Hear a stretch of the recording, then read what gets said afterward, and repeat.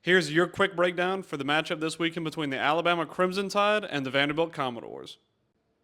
If you would have told somebody 3 years ago that game day was going to be at this matchup, they probably would have called you crazy because this is the first time these two teams have been ranked in this matchup since November 25th, 1937.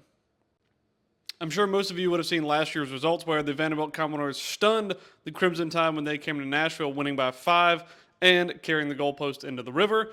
Now, the real question is, can this happen again? And the short answer is yes.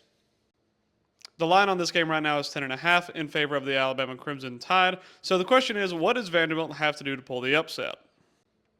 The first thing Vanderbilt is going to have to do is run the ball very efficiently, which they do anyway. They run for about 6.5 yards per carry, which tops the SEC right now. They have 1,117 rush yards through 5 games.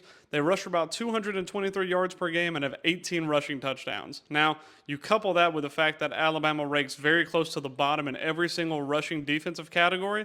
That matchup leans very heavily in the way of the Commodores.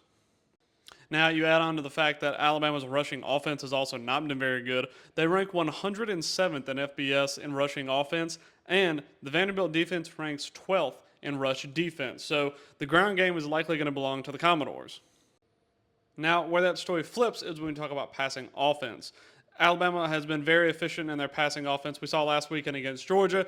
They were able to tear them apart through the air, been very efficient on third downs, and were able to supplement some of that run game by using well-timed screens and quick passes out of the backfield.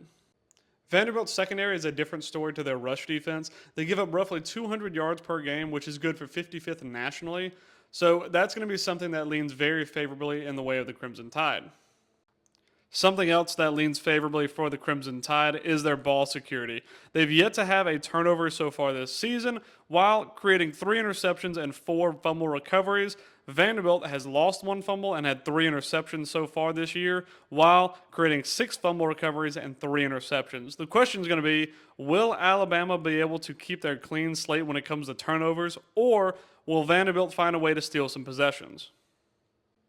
So, what do you think? Will Alabama be able to get their revenge game back, or will Vanderbilt come in and stun the Tide once again?